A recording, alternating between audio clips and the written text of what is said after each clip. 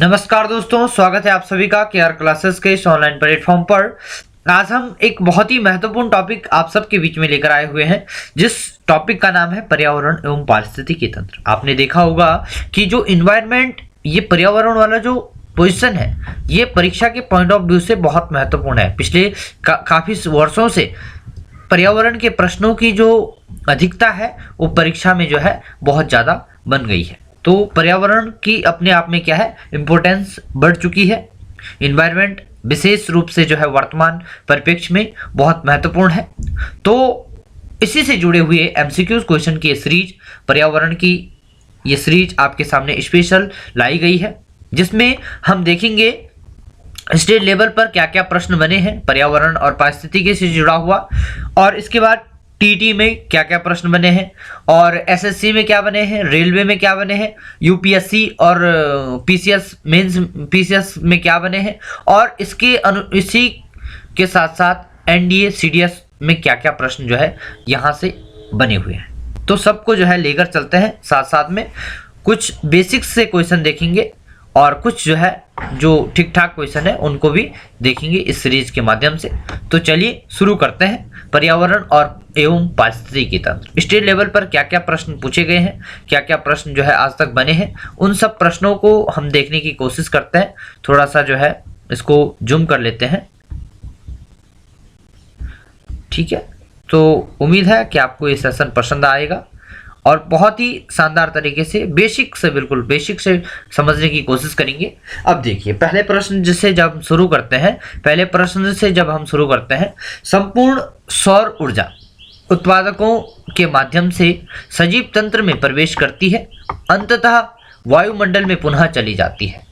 किस कारण? स्थितिज ऊर्जा के रूप में, प्रकाश के रूप में, ऊष्मा के रूप में, या कार्बनिक पदार्थ के रूप में। जो सोलर एनर्जी है वो जब उत्पादकों के माध्यम से सजीव तंत्र में प्रवेश करती है तो वापस किस रूप में जो है चली जाती है? वायुमंडल में। तो किस रूप में चली जाती है? वो जाती है आपके ऊष्मा के रूप में। किस रूप में जाती है? ऊष्मा के रूप में जाती है। क्लियर है? आई होप आपको समझ आ रहा होगा। ठीक है, ये पहला प्रश्न था। दूसरे प्रश्न क्या है? निम्नलिखित में से कौन सा कथन सत्य है?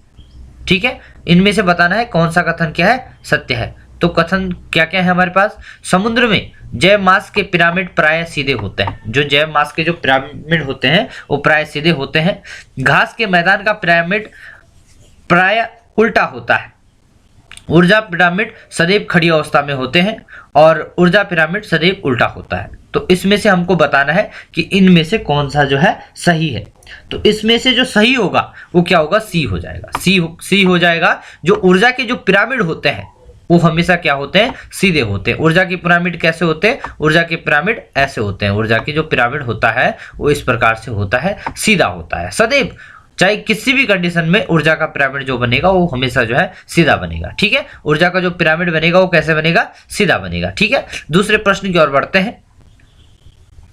किसी आहार श्रृंखला में प्रत्येक स्तर पर उपलब्ध कार्बनिक पदार्थों की औसत मात्रा जो उपभोक्ता के अगले स्तर तक पहुंचती है, कितने अगले स्तर तक पहुंचती है? कितने प्रतिशत में पहुंचती है? 10%।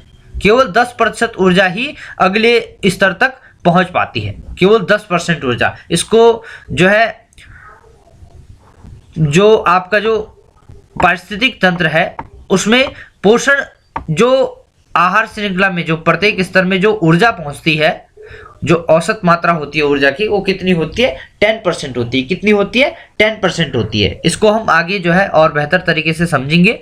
ठीक है, आगे बढ़ते हैं। वायुमंडल में जल गैसीय अवस्था में किस रूप में पाया जाता है? तो सिंपल सा क्वेश्चन है। वायुमंडल में जो जल होता है किस रूप में पाया जाता है? जलवाष्प के रूप में पाया जाता है। किस रूप में पाया जाता है? जलवाष्प के रूप में पाया जाता है। वर्मी कंपोस्ट एक पर्यावरण अनुकूलित खाद है मानी जाती है, जो प्राप्त होती है किससे? केंचुओं से प्राप्त होती है। वर्मी कंपोस्ट किससे प्राप्त होता है? केंचुओं से प्राप्त होता है। आपको ये लग रहा होगा बेसिक से क्वेश्चन है, लेकिन ये क्वेश्चन आए हुए हैं, पूछा हुआ क्वेश्चन है, तो आपको देखने की आवश्यकता है। ठीक है, किसके द्वारा अधिकतम सूर्य ऊर्जा ग्रहण की जाती है? किसके द्वारा? घास के द्वारा, वृक्ष के द्वारा, शैवाल के द्वारा या जंतु के द्वारा? तो सर्वाधिक जो सूर्य की जो सोलर एनर्जी जो ग्रहण की जाती है वो की जाती है किसके द्वारा? शैवाल के द्वारा। किसके द्वारा की जाती है? शैवाल के द्वारा। ठीक है, तो शैवाल के द्वारा ऊर्जा जो है सर्वाधिक ग्रहण की जाती है। और शैवाल क्या होते हैं? इन्हीं के द्वारा सर्वाधिक जो ऑक्सीजन प्रोड्यूस की जाती है पृथ्वी पर, ऑक्सीजन जो बनाई जाती है वो भी किसके द्वारा? शैवालों के द्वारा ही बनाई जाती है। क्लियर है? आई होप आपको समझ में आ रहा होगा। आगे बढ़ते हैं अगले प्रश्न की ओर। अगला प्रश्न क्या कहता है? अगला प्रश्न कहता है विश्व में सबसे बड़ा पारिस्थितिक तंत्र कौन सा है? देखिए, विश्व में सबसे बड़ा अगर पारिस्थितिकी तंत्र आपसे पूछा जाए तो सबसे बड़ा पारिस्थितिकी तंत्र कौन सा है? महासागर पारिस्थितिकी तंत्र, यानी कि सागर का जो पारिस्थितिकी तंत्र है वो विश्व का सबसे बड़ा पारिस्थितिकी तंत्र है। ठीक है, मरुस्थल का भी नहीं है, घास भूमि का भी नहीं है और वानिकी का भी नहीं है। तो सबसे बड़ा किसका है? सबसे बड़ा जो पारिस्थितिकी तंत्र है वो किसका है? सागर का है। ठीक है, एक खास श्रृंखला सर्वदा प्रारंभ होती है। जो एक खास श्रृंखला होती है वो सर्वदा किससे प्रारंभ होती है? उत्सर्जन से प्रारंभ होती है, अवशोषण से प्रारंभ होती है, किससे प्रारंभ होती है? इस पर जो है चर्चा करते हैं। ठीक है, उत्सर्जन से प्रारंभ होती है या फिर जो है अवशोषण से प्रारंभ होती है। ठीक है, उत्सर्जन से प्रारंभ होती है। इसमें जो है बढ़ रहे हैं अभी प्रश्न की ओर। ठीक है, उत्सर्जन से प्रारंभ होती है, अवशोषण से होती है या फिर प्रकाश संश्लेषण से होती है, किससे होती है? ठीक है, तो जो कोई भी जो खास श्रृंखला शुरू होती है वो किससे शुरू होती है? प्रकाश संश्लेषण से शुरू होती है। किससे शुरू होती है? प्रकाश संश्लेषण से। ठीक है, प्रकाश संश्लेषण होगा तभी जो आहार श्रृंखला बन पाएगी। क्लियर है? आगे बढ़ते हैं। निम्नलिखित में से कौन एक गैसीय प्रकार का चक्र नहीं है? देखिए, गैसीय प्रकार का चक्र नहीं है। कार्बन चक्र गैसीय चक्र है, ऑक्सीजन चक्र गैसीय चक्र है, नाइट्रोजन चक्र गैसीय चक्र है। कौन सा नहीं है? इसमें से जो है फास्फोरस चक्र क्या नहीं है? गैसीय चक्र नहीं है। कौन सा? इसका सही आंसर क्या हो जाएगा? सी हो जाएगा। क्या हो जाएगा? सी हो जाएगा। ठीक है, अब देखिए, अब अगला प्रश्न क्या बोल रहा है? भारत वर्ष में कितने वर्ष तक बायो पेटेंट प्रभावी बना रहता है? बायो पेटेंट प्रभावी बना रहता है किसमें? भारतवर्ष में। ठीक है, तो भारतवर्ष की अगर बात की जाए भारत की, तो जो बायो पेटेंट होता है भारत में वो कितने वर्ष के लिए होता है? 20 वर्ष के लिए होता है। कितने वर्ष के लिए होता है? 20 वर्ष के लिए होता है। ठीक है, एक ये प्रश्न 2018 में पूछा गया था। ठीक है, राजस्थान स्टेट पीसीएस स्टेट में पूछा गया था। ठीक है, एक पारिस्थितिकी तंत्र में ऊर्जा प्रवाह किन कानूनों के अनुरूप होता है? जो पारिस्थितिकी तंत्र होता है उसमें ऊष्मा का जो प्रभाव होता है या ऊर्जा का जो प्रभाव होता है वो किस रूप में होता है, या कौन से ऐसे रूल रेगुलेशन है जो किस के अनुसार होता है, किस नियम के अनुसार होता है? तो वो होता है उष्मागति के द्वितीय नियम के अनुसार। उष्मागति के जो सेकंड लॉ है, ठीक है, उष्मागति का जो सेकंड लॉ है उस लॉ के अनुसार, उस नियम के अनुसार, उस कानून के अनुसार क्या है? ऊर्जा पारिस्थितिक तंत्र में क्या होती है? प्रभावित होती है। क्लियर है? आगे बढ़ते हैं। ऊर्जा पिरामिड। ऊर्जा का जो पिरामिड होता है वो सदैव उल्टी अवस्था में होता है, उल्टी या खड़ी दोनों अवस्था में होता है, सदैव खड़ी अवस्था में होता है, केवल समुद्र पारितंत्र में उल्टी अवस्था में होता है। तो जो ऊर्जा का जो पिरामिड होता है वो हमेशा किस अवस्था में होता है? खड़ी अवस्था में होता है। किस अवस्था में होता है? सदैव खड़ी अवस्था में होता है। इस पर हम जो है अभी देख चुके हैं, अभी हमने अभी जो है इसको किया है। ठीक है, तो किस अवस्था में होता है? खड़ी अवस्था में। जो क्या होता है? पिरामिड होता है किसका? ऊर्जा का। सदैव क्या होगा? सीधा होगा। यह इस पर हम अभी जो है डिस्कशन कर चुके हैं। एक पारिस्थितिकी तंत्र है। पारिस्थितिकी तंत्र क्या है? जीवों और उसमें पर्यावरण का तंत्र, वन्य जीवों से समृद्ध एवं मानव रिक्त क्षेत्र, समान पर्यावरणीय दशाओं वाला बेहद शांत प्राकृतिक क्षेत्र। शांत क्षेत्र ये नहीं है और ये है। इसका सही आंसर क्या हो जाएगा? बी हो जाएगा। ठीक है, जीवों और उनमें पर्यावरण का जो तंत्र होता है उसको क्या कहते हैं? पारिस्थितिकी तंत्र बोलते हैं। ठीक है, आगे बढ़ते हैं। एमिनो कारक जीवाणु परिवर्तित करते हैं। जो एमिनो कारक जो जीवाणु होते हैं वो क्या करते हैं? न तो नाइट्रेट को अमोनिया में करते हैं कन्वर्ट, न नाइट्राइट्स को अमोनिया में करते हैं। ये क्या करते हैं? अमोनिया को किस में? नाइट्राइट में जो है, नाइट्राइट्स में जो है कन्वर्ट करते हैं। ठीक है, किस में कन्वर्ट करते हैं? अमोनिया को नाइट्राइट्स में कन्वर्ट करते हैं। अगले प्रश्न की ओर बढ़ते हैं। अगला प्रश्न क्या कहता है? विज्ञान की किस शाखा के अंतर्गत पर्यावरण का अध्ययन किया जाता है? बेसिक सा प्रश्न है। पारिस्थितिकी तंत्र के तहत जो है अध्ययन किया जाता है। किसका? पर्यावरण का। ठीक है। प्रकृति की क्रियाशील इकाई क्या हो कहलाती है? प्रकृति की जो क्रियाशील इकाई है वो क्या कहलाती है? पारितंत्र कहलाती है। क्या कहलाती है? पारितंत्र कहलाती है। ठीक है। प्रकृति की जो क्रियाशील इकाई है क्या कहलाती है? पारितंत्र कहलाती है। आगे बढ़ते हैं। खाद्य पिरामिड का आधार किससे बनता है? खाद्य पिरामिड का जो आधार होता है वो किससे बनता है? ठीक है। अगले प्रश्न की ओर बढ़ते हैं। खाद्य पिरामिड का जो आधार होता है वो किससे बनता है? ठीक है। आगे बढ़ते हैं। थोड़ा सा जूम ज़्यादा हो गया। ठीक है। खाद्य पिरामिड का जो आधार होता है, जो खाद्य पिरामिड का जो बेस होता है वो किससे बनता है? वो बनता है सब्जियों और फलों से। किससे बनता है?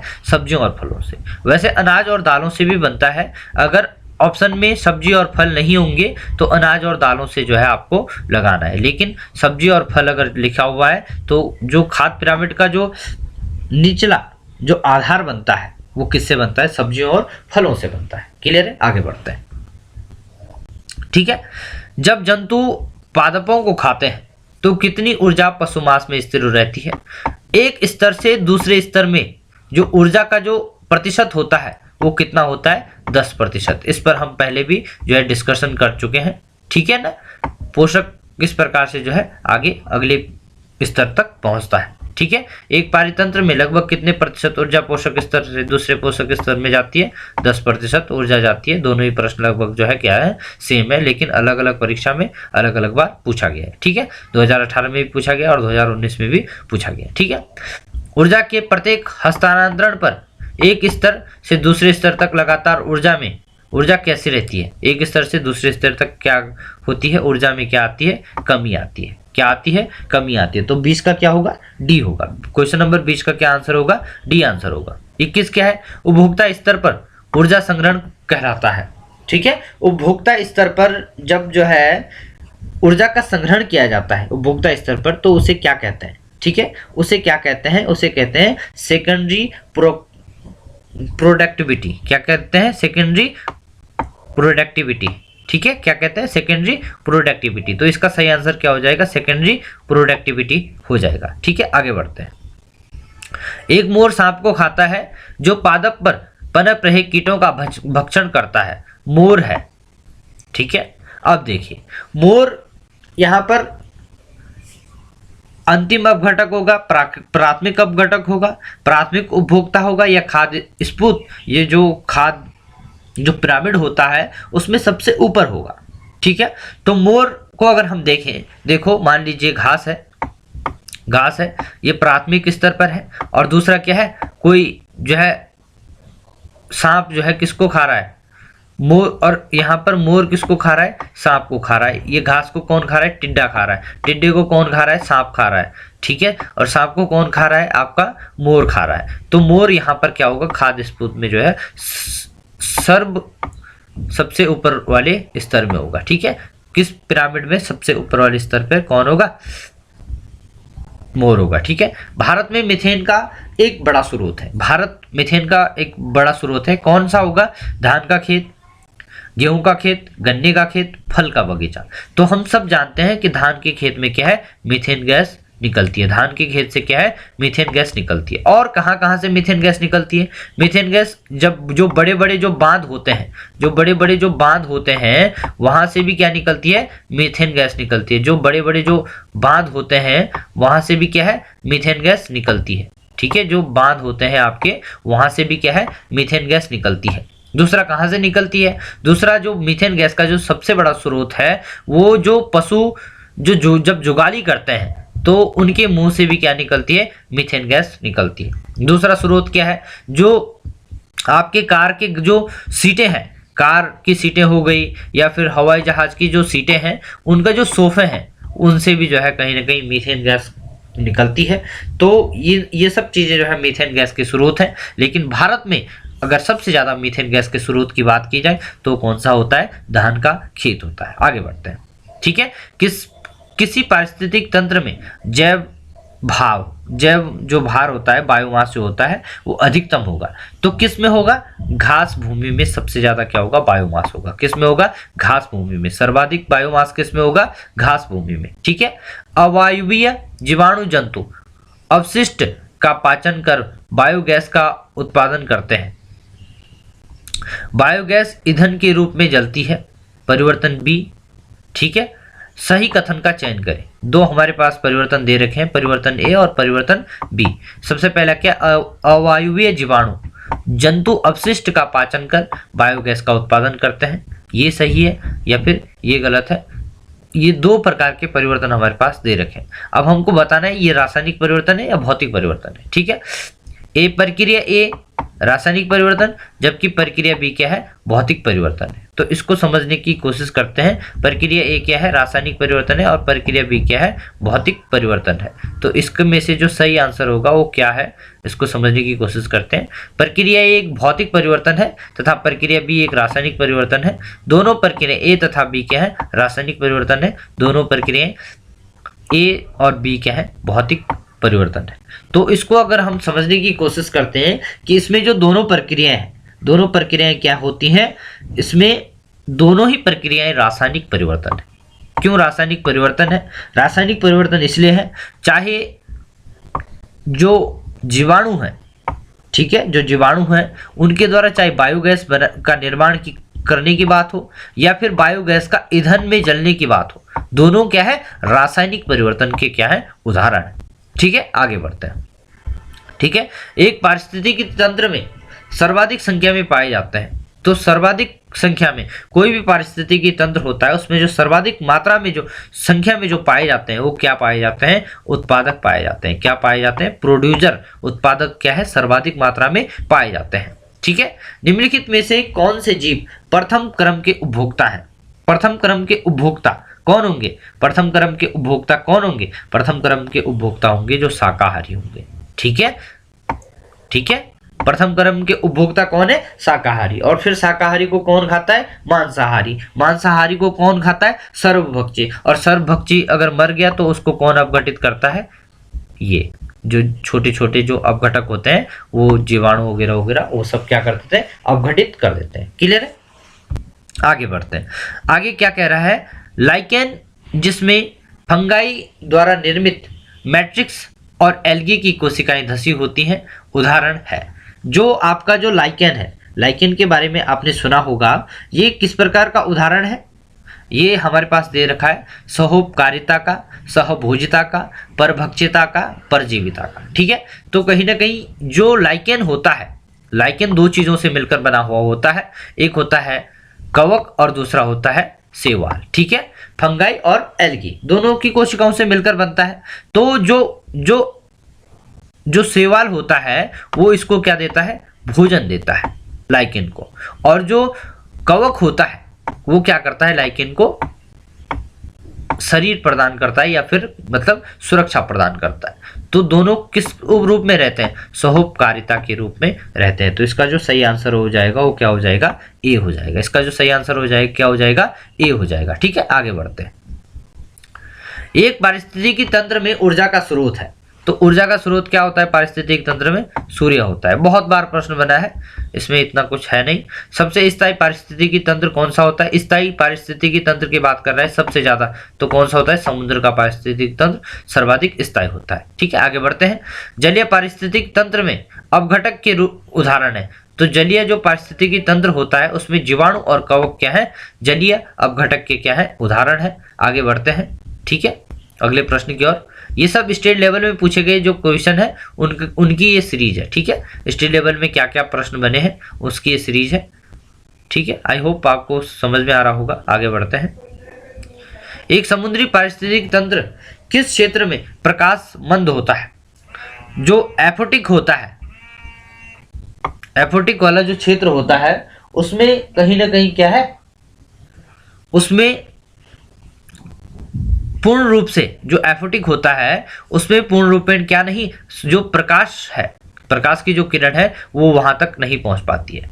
ठीक है, प्रकाश किरण वहां तक नहीं पहुंच पाती है। ये समुद्र है, समुद्र में जो है इस प्रकार से जल लगा हुआ है।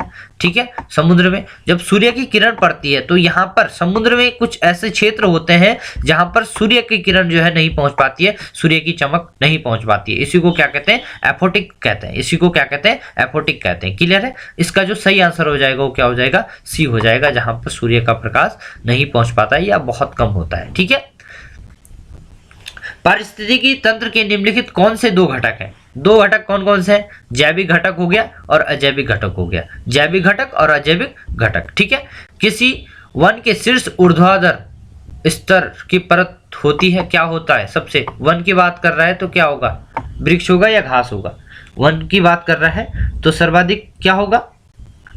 वृक्ष होगा या घास होगा? तो वन की जब बात कर रहा है तो वृक्ष होगा। ठीक है, वन की जब बात कर रहा है तो क्या होगा? वृक्ष होगा। भारत की प्रमुख पारिस्थितिकी समस्याओं में से एक भूनिम्नीकरण से क्या अभिप्राय है? भूनिम्नीकरण का मतलब होता है भूमि की उत्पादकता में कमी का आना। ठीक है, भूनिम्नीकरण का मतलब क्या होता है? भूमि की उत्पादकता में कमी का आना। ठीक है, न तो अवैधानिक नियंत्रण खनन है, न भूमि की अपरदन से है और ना ही भूस्खलन से। ठीक है, किससे है? भूमि की उत्पादकता में कमी का आना। ठीक है, आगे बढ़ते हैं।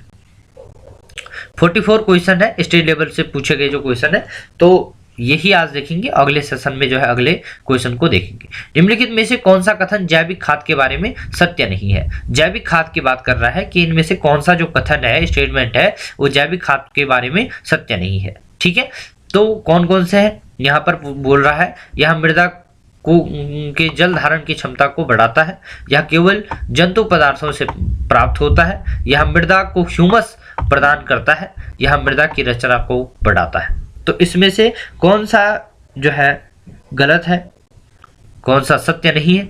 तो ये क्या है? केवल जंतु पदार्थों से प्राप्त होता है, ये सत्य नहीं है और सब क्या है? सही है। ठीक है, आगे बढ़ते हैं। क्वेश्चन नंबर 37 क्या कहता है? क्वेश्चन नंबर 37 कहता है निम्नलिखित में से कौन सा प्रक्रम वायुमंडल में कार्बन डाइऑक्साइड मुक्त नहीं करता? कौन सा प्रक्रम वायुमंडल में कार्बन डाइऑक्साइड मुक्त नहीं करता? तो देखिए, सीधे डायरेक्ट प्रकाश संश्लेषण। प्रकाश संश्लेषण में क्या निकलती है? ऑक्सीजन निकलती है, ना कि कार्बन डाइऑक्साइड निकलती है। यहाँ पर भी कार्बन डाइऑक्साइड निकल रही है, यहाँ पर भी कार्बन डाइऑक्साइड निकल रही है, यहाँ पर भी कार्बन डाइऑक्साइड निकल रही है। लेकिन कहाँ पर नहीं निकल रही है? ये नहीं निकल रही है आपके प्रकाश संश्लेषण की क्रिया में। ठीक है, आगे बढ़ते हैं। ठीक है, ये यहां पर, ठीक है, यहां पर जलीय पारिस्थितिकी तंत्र में अपघटक का उदाहरण है। ये प्रश्न पहले हो चुका है। ठीक है, 2 बार पूछा गया था एक ही परीक्षा में, अलग अलग परीक्षाओं में 2 बार पूछा गया था यही प्रश्न। ठीक है, एक खाद्य श्रृंखला